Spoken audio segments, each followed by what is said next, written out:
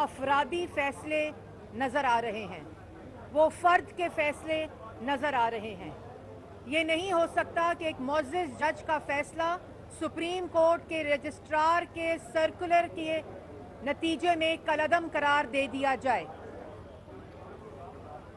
اور یہ بات ساری شروع کہاں سے ہوئی کہ ایک پاگل شخص، ایک ذہنی مریض شخص جس کے ہاتھ میں ماچس ہے، وہ پورے جنگل کو، پورے ملک کو آگ لگانا چاہتا ہے۔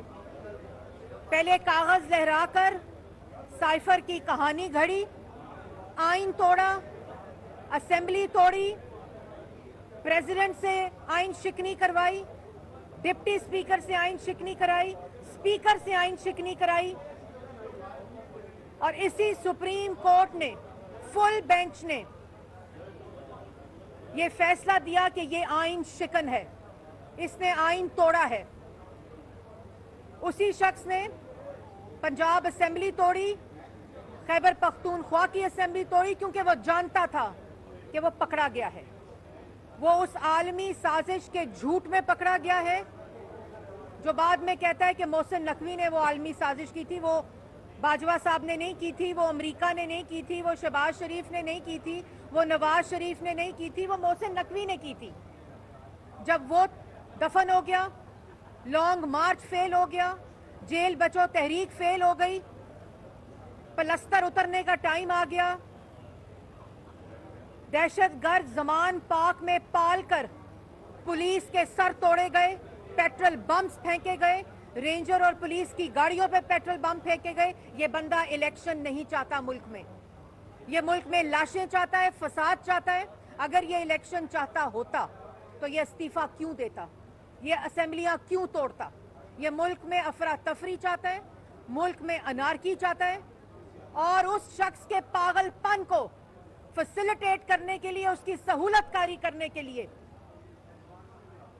آج آپ ایک شخص کے جو ڈکلیئرڈ پاگل ہے، اور وہ یہ صرف اس لیے کر رہا ہے کیونکہ اس کو پتا ہے کہ میں ٹیرین کا والد ہوں اور مجھے اس کا جواب دینا پڑے گا۔ میں نے فورن فنڈنگ کی ہے، اس کو پتا ہے کہ اس نے زکوٰۃ کے پیسے پرائیویٹ ہاؤسنگ سوسائٹیز میں استعمال کیے، اس نے زکوٰۃ کے پیسے منی لانڈر کیے، اس نے زکوٰۃ کے پیسے سیاست میں لگائے، اس نے اپنے چپڑاسیوں کے ذریعے، اپنے آفس بوائز کے ذریعے منی لانڈرنگ کر کے زکوٰۃ کے پیسوں کو ذاتی استعمال میں لایا۔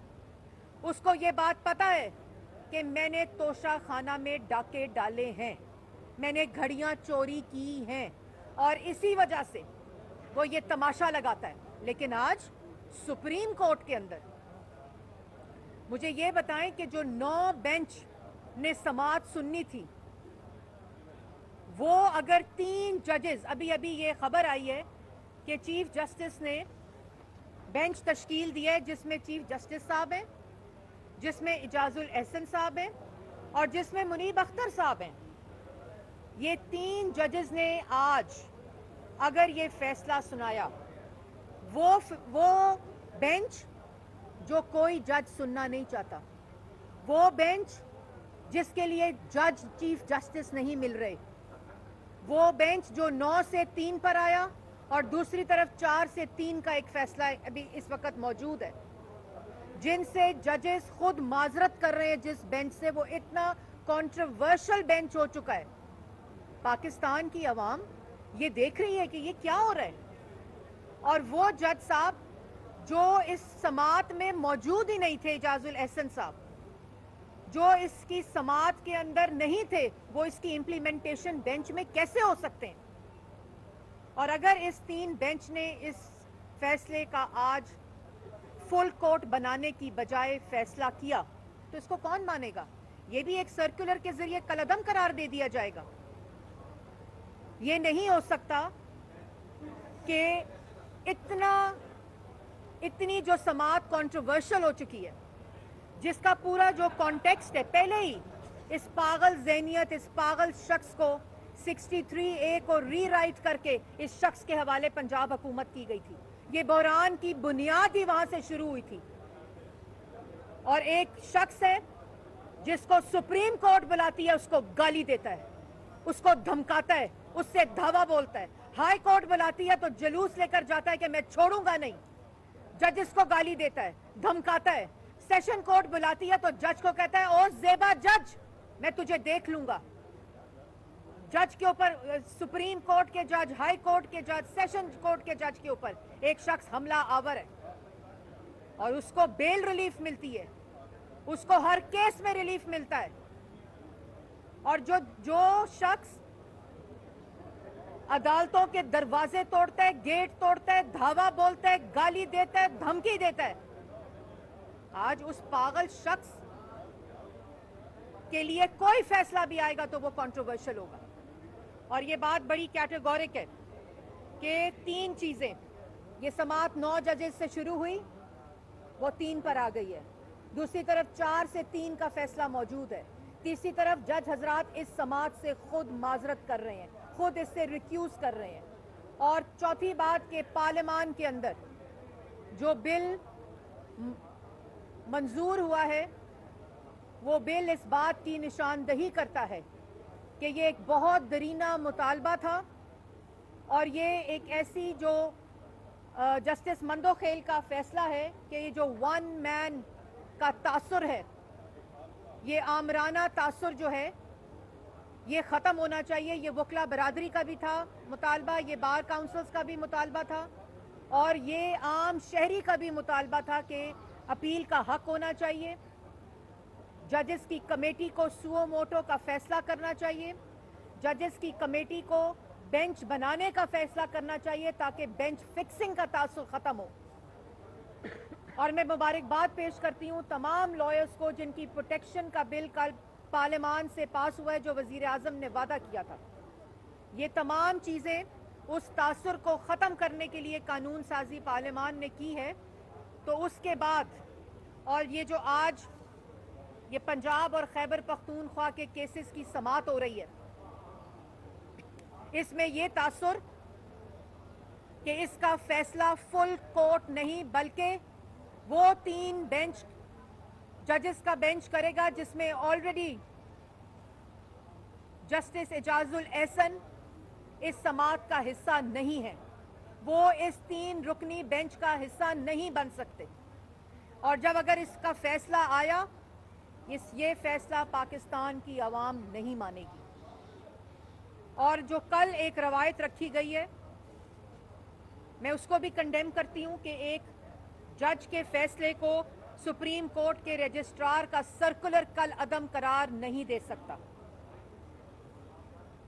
और ये तमाम चीजें जो कड़ी है वो मैं आपको बता चुकी हूं। ये सुप्रीम कोर्ट है, ये एक इदारा है जिस पे 22 करोड़ अवाम एतमाद करती है, इंसाफ के लिए इस अदारे की तरफ देखती है। और वो इंसाफ जो होता हुआ नजर आए, वो इंसाफ जो हक की बात करे, वो फैसले जो इंसाफ की बात करें। ये जो तराजू के पलड़े हैं, ये बराबर नजर आने चाहिए। इनमें अगर झोल होगा तो पाकिस्तान की हर गली का, हर कूचे का अपना कानून होगा और अपनी सुप्रीम कोर्ट होगी। ये तराजू के पलड़े अगर बराबर नहीं होंगे तो मुल्क में अनारकी होगी, मुल्क में फसाद होगा। इस बात का एहसास आज इस अदारे को होना चाहिए। फर्द की सोच नहीं बल्कि सुप्रीम कोर्ट की इज्तमाई दानिश नजर आनी चाहिए फैसलों के अंदर। और वो फैसला जिसका मुतालबा आ गया हो, जिसके अंदर दस्तूरी मसाइल हों, आईनी मसाइल हों। हमने मुतालबा किया है, पीडीएम ने मुतालबा किया है कि फुल कोर्ट बनानी चाहिए, और फुल कोर्ट ना बनाने का जवाब पैदा नहीं होता।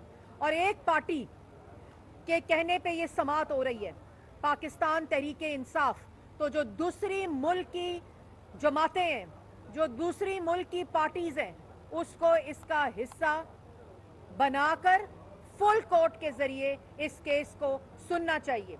और जिस तरह इस केस की समाअत से जस्टिस और जज हजरात, मुअज़्ज़ज़ जज हजरात माजरत कर रहे हैं, उससे इस समाअत को की जो तासुर है, जो परसेप्शन है, वो कंट्रोवर्शियल हो चुकी है।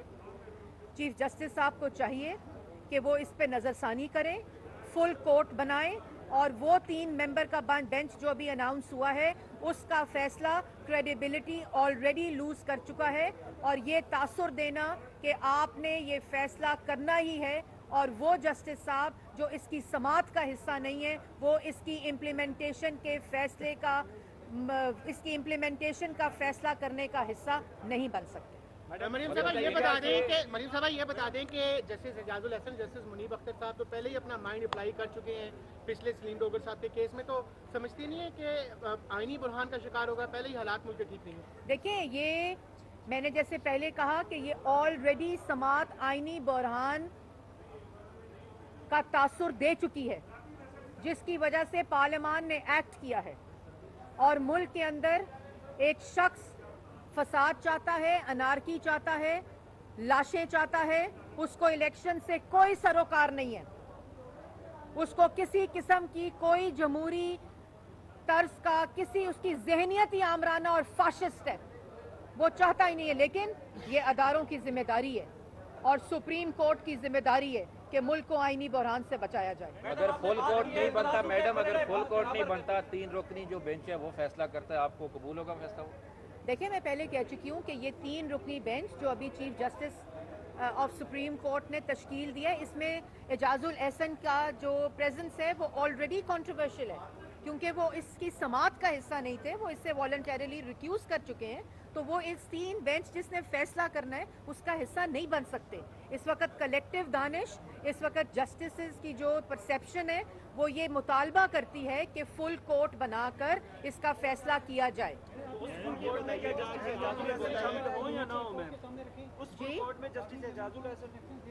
जी, अटॉर्नी जनरल साहब खुद बड़े कॉम्पिटेंट हैं, आइन को जानते हैं।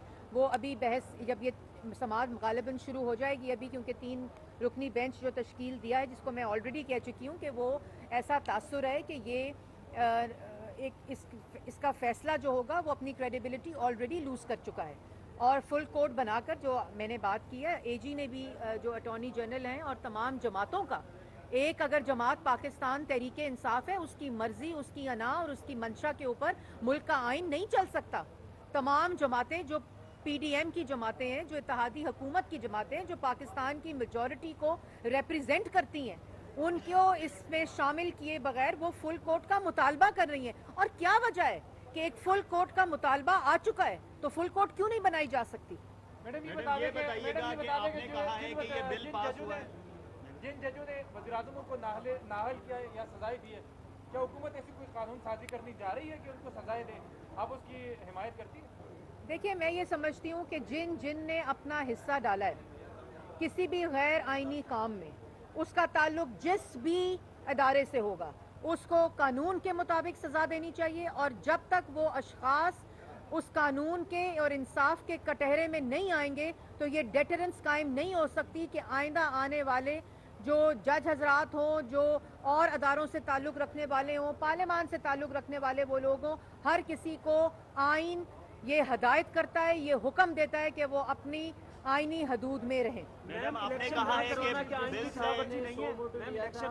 देखिए, बात इलेक्शन कराने की नहीं है। अगर इलेक्शन से कोई भाग रहा है तो वो इमरान खान भाग रहा है, वो सिर्फ मुल्क में ये तमाशा चाहता है। इलेक्शन अगर कोई इस मुल्क में करा सकता है और कोई चाहता है कि हो, तो वो जमहूरी जमातें हैं कि पाकिस्तान की आवाम वोट देकर एक फाशिस्ट को, एक चोर को, एक नफसियाती मरीज को, जिसका मसला सियासी नहीं बल्कि